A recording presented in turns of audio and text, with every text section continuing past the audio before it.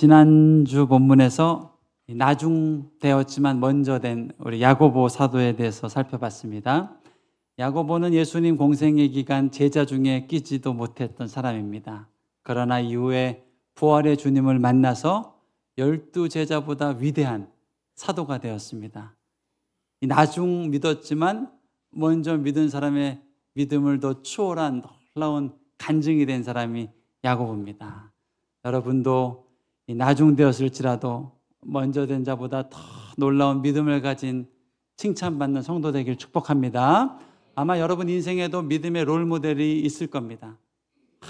저런 목사님, 저런 장로님, 권사님, 따라갈 수 없는 저분을 닮고 싶다 싶은 롤모델들이 있을 겁니다. 이 나중된 자가 먼저 된 자를 앞지른다는 것은 뭔가? 앞서갔던 믿음의 선배들을 앞지르는 믿음, 앞지르는 신앙의 열매, 앞지르는 하나님의 축복을 경험하는 게 이 나중된 자가 경험하는 축복입니다. 여러분 인생에 삼고 있는 믿음의 멋진 롤모델, 혹시 지금은 이 땅에 없을지라도 먼저 하나님 나라 가신 그 롤모델을 닮고 싶다고 기도하는 걸 넘어서서 이 나중된 내가 앞서가신 믿음의 그 선배님을 뛰어넘는 위대한 믿음의 일꾼이 되게 하십시오. 이렇게 기도할 수 있기를 축복합니다. 이 기도를 반드시 해야 됩니다. 이게 왜 예수님의 약속이기 때문에 그렇습니다. 이 나중된 자가 먼저 된 축복은 비단 예수님 시대에만 있었던 축복이 아니라 구약에도 있었던 축복입니다. 대표적인 인물이 바로 엘리사죠. 엘리사의 먼저 된 스승 엘리야는 불세출의 예언자였습니다. 전무후무한 위대한 예언자였습니다. 그런데 이 반이라도 쫓아가기 힘든 제자 엘리사가 그 마음에 뭐라고 기도하는가? 하나님, 나중에 태어난 내가, 나중에 하나님으로 쓰임받은 내가 이 먼저 앞서간 엘리야보다 위대한 사람이 되게 해주십시오. 갑절의 영감을 달라고 기도하거든요.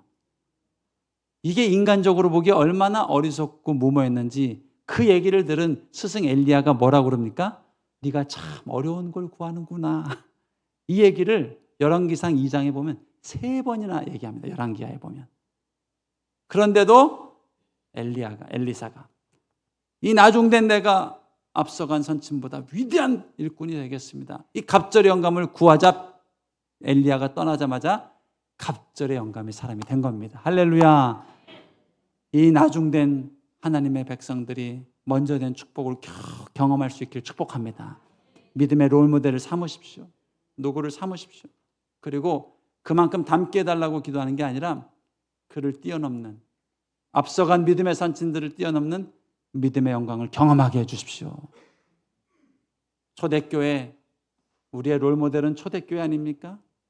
또 우리의 롤모델은 개화기 때 있었던 주기철 목사님, 손양원 목사님이 섬겼던 그 교회가 우리의 롤모델 아닙니까? 그 선교적 믿음을 우리가 감당할 수 있을까? 그러나 나중된 자가 앞서간 사람을 추월한다는 이 약속은 뭡니까? 하나님, 우리 교회도 그런 교회 되게 하여 주옵소서. 이 순교의 영성을 가지고 어떠한 위기 가운데도 부인할 수 없는 하나님에 대한 고백으로 이 순교의 영성을 뛰어넘는 교회가 되게 해주세요. 기도대로 응답이 된단 말이죠. 여러분 야고보가 경험한 그 축복을 경험할 수 있기를 축복합니다. 이 야고보의 삶을 살펴봤죠. 그는 기도의 사람이었습니다. 이 기도를 어려워하는 분들이 계십니다. 5분 이상 기도하기 힘들어하는 분들이 계십니다. 그런데 5분 이상 걱정할 수 있고 잠을 못 이루며 걱정할 수 있는 분들은 이미 기도의 영을 받은 줄 믿으시길 축복합니다. 이 걱정이 시작됐다는 것은요, 다른 말로 얘기하면 기도가 시작됐다는 거예요. 근데 방법만 다른 거예요. 이 걱정은 밤새 아이고 주변 사람이 얘기해도 안 들리잖아요. 일터에서 돌아온 남편한테 자녀 문제를 아무리 얘기해도 뭐라고 했지 방금? 못 듣잖아요. 그 걱정에 사로잡혀 있어서 안 들리잖아요. 근데 요 걱정을 주님 앞에 나와서 주여 이렇게 하면 되는 거예요. 주님 앞에 읍소하면 되는 거예요. 그 걱정을 아버지 하고 주님 앞에 이것을 토로하면 그게 곡조 있는 기도가 되고 위대한 기도가 되어서 똑같은 시간 드렸던 걱정이 똑같은 시간 기도로 응답되는 역사가 일어난단 말이죠. 여러분 주님 앞에 간구할 수 있기를 축복합니다. 우리는 이미 기도할 수 있는 인생입니다.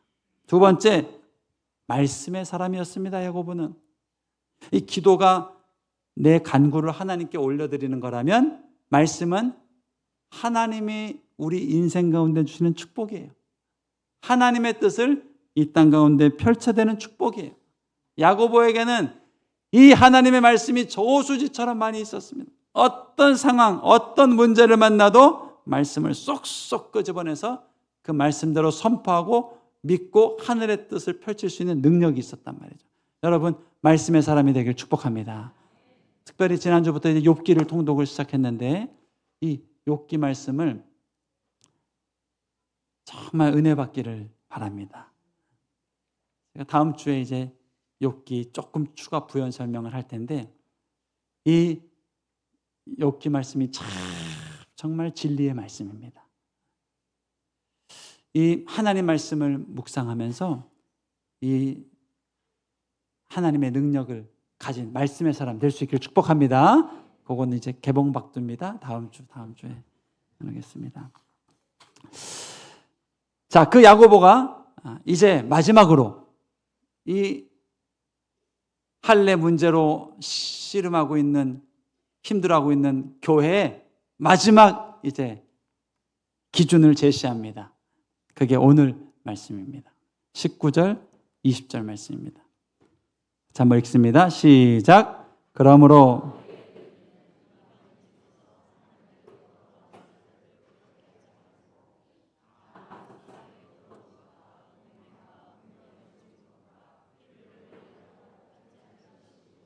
이게 야고보의 마지막 메시지입니다.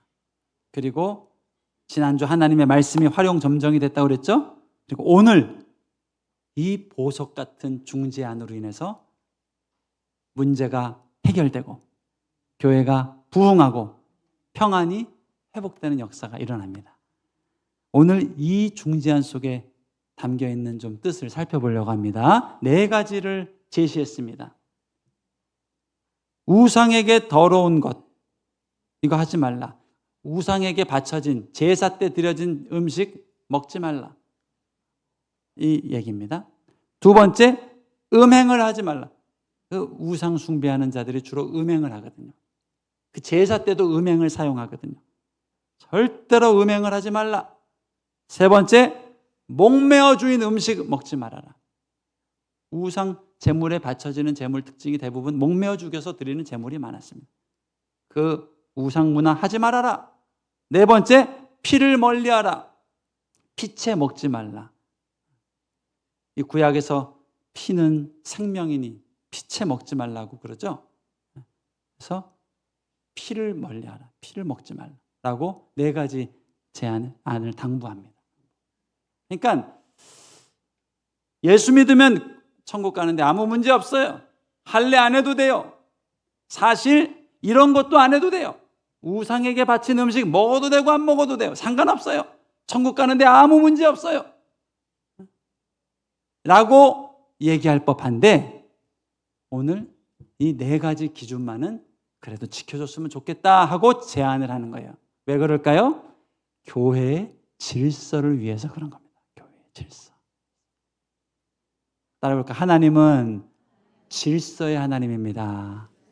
질서의 하나님. 우리 주님을 만나면요, 무질서했던 인생에 질서가 생기고 방도 조금 깨끗해지고 계획 없이 살던 인생에 기준이 생기고 우리 인생에 질서가 생깁니다. 지금 야고보 사도는 이 새로운 새 가족들, 유대교에 있다 이제 막 들어온 회심하고 돌아온 사람들, 아직 모세의 율법의 가치관이 다 벗겨지지 않은 사람들, 이들 상처받는 일이 있어서는 안 되겠다. 이들 시험 드는 일이 있어서는 안 되겠다. 그래서 이방 우상 문화, 이거는 우리 모임 가운데서 제했으면 좋겠다라고 얘기해 주는 거예요. 교회 질서를 위해서, 하나님의 질서를 위해서 그런 겁니다. 여러분, 질서는 참 유익하고 좋은 겁니다. 가끔 미국에, 한국에는 많지 않습니다. 미국의 형제 교회들이 있죠. 이 모든 성도들이 남자는 형제, 여자는 자매로만 부릅니다. 목사도 없습니다. 장로도 없습니다. 권사 집사도 없습니다. 아마도 이 직분에 대한 상처 때문에 그런 교회를 만든 것 같아요. 직분자에 대한 거부감이나 위계감 때문에 그 상처가, 아유, 우리는 그러는 거 없이 다 형제 자매로 그렇게 합시다 하고 교회를 만든 것 같아요. 이해는 되지만 여러분, 이 교회의 직분이라는 것이 하나님의 은혜 안에서 잘 선용되면 얼마나 귀하고 아름다운 질서인지 모릅니다. 여러분, 서리 집사가 어떻게 안수 집사님으로 성장하겠습니까? 안수 집사님과 장로님들의 기도와 사랑과 중보가 있어서 성장하는 겁니다. 어떻게 권사님으로 위대한 일꾼이 되겠습니까?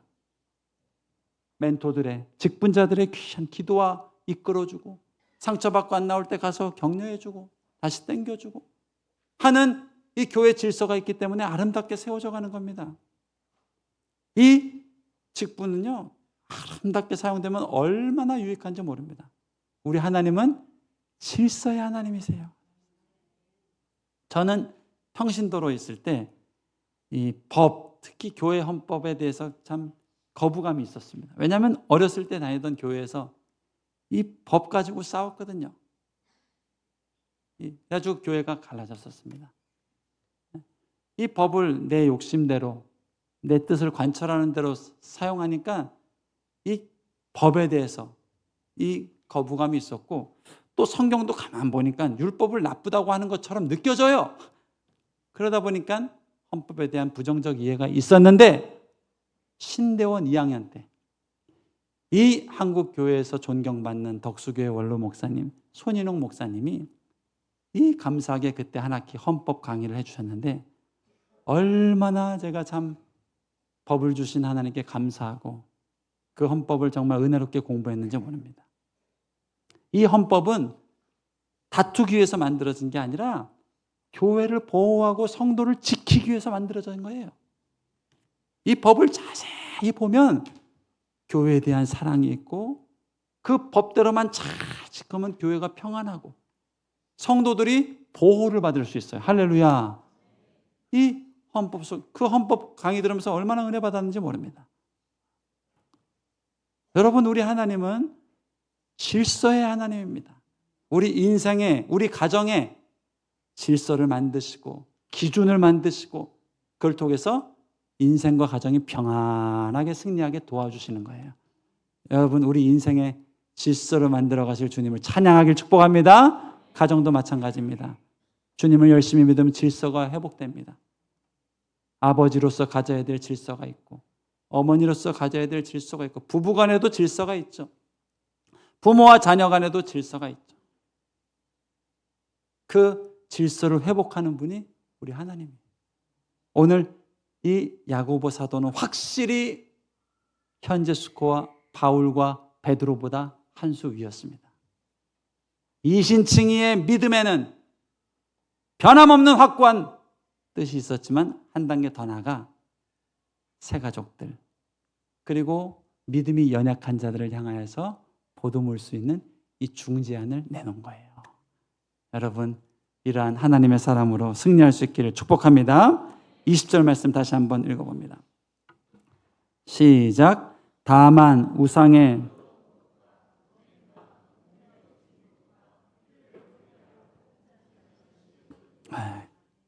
우상 문화, 이방 문화를 가급적 예배에서 배제하라라고 가르치고 있는 거예요. 예수님을 믿어도요, 무당 믿듯이 믿는 사람들이 있단 말이에요. 이 당시는 그리스 헬라 철학 아닙니까? 거기에 신은 제우스 아닙니까? 제우스. 이름도 비슷하잖아요. 제우스, 지저스. 비슷하죠. 제우스 믿듯이 믿는 사람들이 있고 이방 문화 믿듯이 믿는 사람들이 있고 무당 믿듯이 믿는 사람들이 있단 말이에요.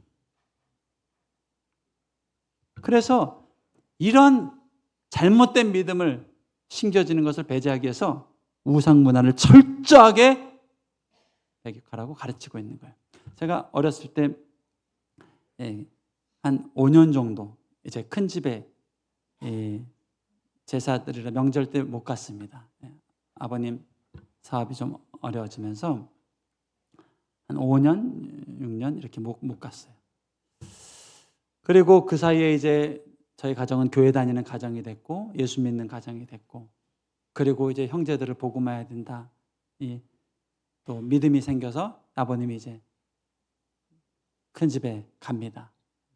큰아버지, 작은아버지, 저희 아빠 있죠. 그리고 여전히 제사를 드립니다. 그러면 마치고 이제 아버님이 전도도 하고 예수 믿고 좀 달라진 것 같지 않아요? 이러면서 전도도 하고 합니다. 그리고 한 해 두 해 가니까 열매가 나타났어요. 첫 열매가 작은 아빠, 작은 엄마 가정이었어요. 그 해는 딱 갔는데 막 이 작은 엄마가 나 소망교회 나가기 시작했다고. 박선희 목사님 말씀이 너무 좋다고. 막 은혜 받은 얘기를 하는 거예요. 진도도 참 빠르다. 어린 나이에 저도 참 이렇게 전도가 되는구나 이런 생각을 했어요. 그러면서 막 얘기하고 나누다가 이야기꽃이 피면서 이제 큰 집에서 나와서 작은 집을 2차로 가게 됐습니다. 그래가지고 들어갔는데요. 너무 황당했어요. 딱 신발 벗고 들어갔는데 바로 옆에 방입니다. 이 방에 제사상이 펼쳐져 있는 거예요. 그래가지고 아니 형수님 왜 교회 다니고 그렇게 은혜 받고 그런다던데 왜 갑자기 제사상을 이렇게 해놨어요? 그러니까 아유 뭐 이래 믿으나 저래 믿으나 그러는 거예요. 그런데 아버지 마음에 이래 믿으나 저래 믿으나 무당처럼 믿으면 안 되겠다 싶어서 이제 아유 그러지 마셔요. 그래도 누가 뭐라고도 안 하는데 왜 제사상을 여기 펼쳐놓습니까? 하나님은 이 제사상 펼치는 것보다 하나님 앞에 예배하는 걸 좋아합니다 하고 권면하고 얘기했던 기억이 납니다. 제가 어렸을 때도 참 웃겼어요. 작은 엄마가 막 소망교회 너무 좋다고 막 이러는데 또 갔더니 갑자기 안 해도 될 제사상이 펼쳐져 있어서 웃었던 기억이, 이상했던 기억이 납니다. 이 한국 사회에서는 특별히 제사라는 것이 어떤 문화로 자리 잡고 있습니다. 샤머니즘이 가미된 무당 문화도 있죠. 종교적 행위로 치유가 일어나고 귀신이 떠나간다고 믿으면서. 그리고 예수님 믿는 것을 무당 믿듯이 그렇게 믿는 경우가 있습니다.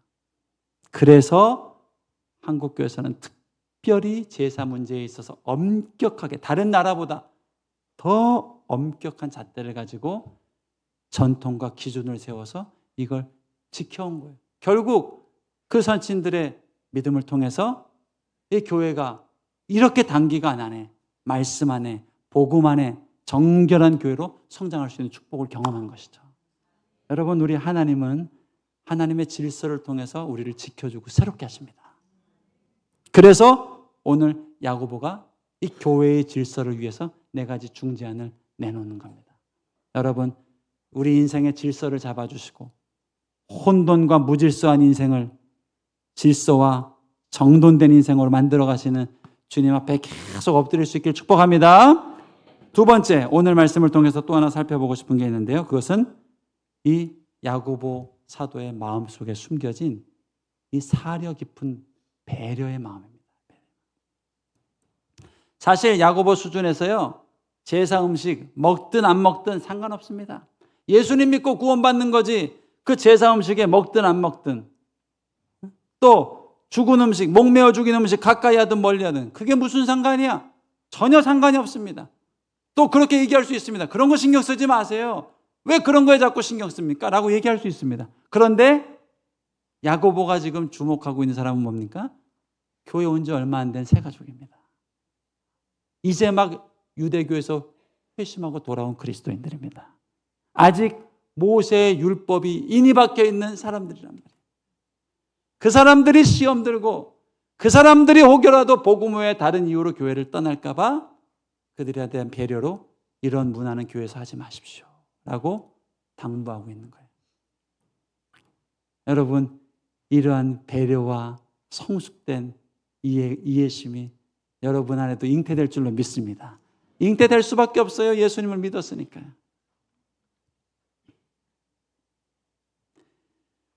저희 집에는 저와 아내와 초등학생 아들 셋이 살거든요. 근데 뭐 물을 쏟거나 가다 넘어지거나 그릇을 깨트리거나 이런 사고를 의외로 제가 제일 많이 칩니다.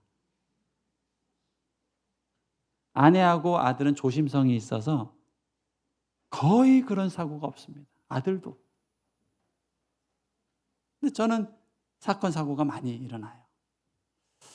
하루는 새벽에 가다가 또 미끄러져가지고 으악! 소리를 하니까 아들하고 아내가 놀래가지고 또 그런 사고가 좀 많이 있어요.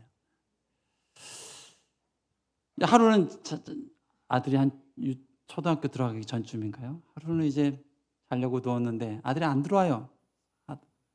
빨리 자자 들어와 했는데 안 들어와요. 뭐 하나 봤더니 아빠가 새벽 기도 가다가 넘어질까 봐 그 안방부터 화장실까지 있는 동선에 장난감들을 다 치우고 있더라고요. 수건이랑. 박수 한번 치고 싶지만 예배 중이라 참 기특하더라고요. 말도 안 하고 넘어질까 봐. 그 이후로 뭐 더 발 뻗고 잘 자죠. 이 어린아이 같은 아들도 부모의 배려와 사랑을 받고 자라가는데 그 나이가 들고 성장해 가니까 이 아이 마음에도 부모를 배려해야 되겠다는, 살펴야겠다는 마음이 일어나는 거예요. 여러분, 예수님을 믿는 자에게 주시는 이 마음의 축복이 바로 이 마음입니다. 태생적으로 우리는 나밖에 모를 수밖에 없습니다. 우리 이타적인 삶을 산다 해도 결정적인 순간은 내 가정을 선택하고 결정적인 순간은 나를 선택할 수밖에 없습니다. 그런데 예수 믿은 자에게 하나님이 주는 축복은 무엇인가? 나보다 남을 볼 수 있는 눈을 주고 이웃을 살필 수 있는 마음을 주고 믿지 않는 영혼들까지도 헤아릴 수 있는 마음을 주신다는 거예요. 여러분, 이 믿음의 성숙과 성장이 저 여러분의 삶에 충만하게 일어나길 축복합니다. 이게 야고보 사도가 경험하고 있는 축복이었습니다. 우상에게 갇힌 재물, 그거 먹는다고 뭐 신앙 잃어버리는 것 아니지. 그러니까 먹어도 돼.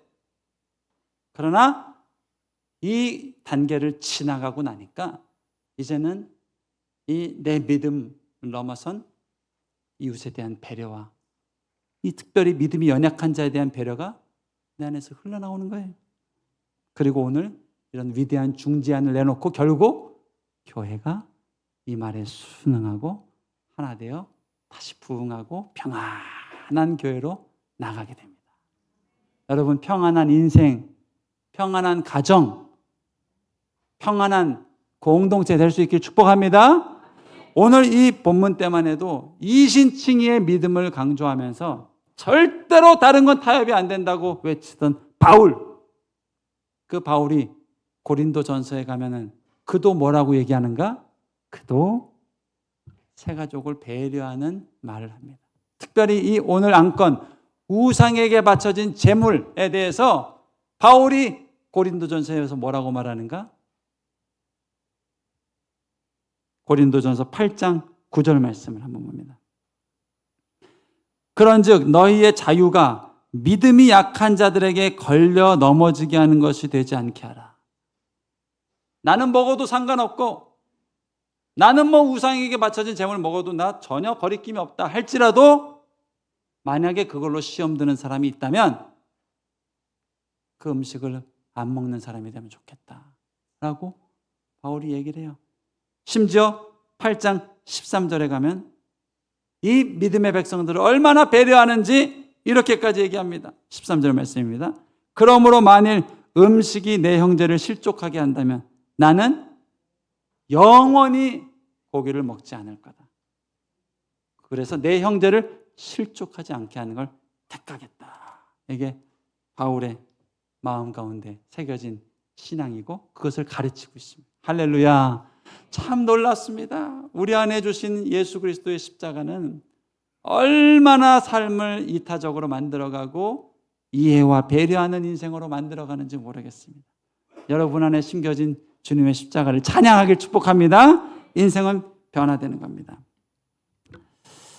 예수님께 상처받고 교회 떠난 사람은 한 사람도 없습니다. 신방을 해보면 교회에서 상처받았다고 할 때 예수님한테 상처받은 사람이 의외로 없습니다. 그러나 목사님한테 상처받는 경우 많습니다. 또 성도님한테 상처받는 경우 많습니다. 이게 성령의 열매가 아직 풍성하게 나타나지 못해서 그런 경우가 있죠. 그러나 오늘 이 예루살렘 교회가 얼마나 우리에게 소망을 주는지 모릅니다. 특별히 야고보 사도의 이 발언이 그 인생에 실린 영적 무게가 얼마나 힘을 주는지 몰라요. 이렇게 사람이 변화됩니다. 그리고 이제는 내 믿음, 내 생활보다 교회에 온 새가족들, 이웃들 어떻게 더 배려해야 되는지 거기에 대해서 말도 조심하고 행동도 조심하고 하는 행동으로 변화되자 의외로 교회가 상처받았던 사람들이 돌아오고 문제를 제기했던 사람들이 응답을 경험하고 다시 교회가 부흥하는 교회가 됐다는 거예요. 여러분, 이 놀라운 열매가 우리 인생에 함께할 줄 믿고 우리 가정에 함께할 줄 믿고 또 우리 교회에 함께할 줄로 믿습니다. 그 주님을 주목하는 저와 여러분 되길 축복합니다. 우리 함께 기도하겠습니다. 하나님, 원래 우리 인생은 나밖에 모르는 사람이었습니다. 조금 생각한다면 내 자식까지 생각하고 조금 생각한다면 내 부모까지밖에 생각할 줄 모르는 사람이었습니다. 그러나 이 놀라운 복음을 잉태하시고 죽기까지 사랑하신 이 주님의 십자가가 내 안에 새겨지자 인생이 변화되고 있습니다. 이제는 나보다 남을 이해하고 생각하고 이제는 다른 성도들을 살피고 이웃을 헤아리며 이제는 믿지 않는 영혼까지 헤아리는 이 놀라운 축복의 마음을 부어주십니다. 하나님, 이 믿음 더욱 굳건해지게 하여 주시고 올해보다 내년에는 더 성숙하고 내년보다 내후년에는 더 배려가 많은 그러한 주님을 닮은 인생 될 수 있도록 축복하여 주시옵소서. 주여 한번 부르고 기도하겠습니다. 주여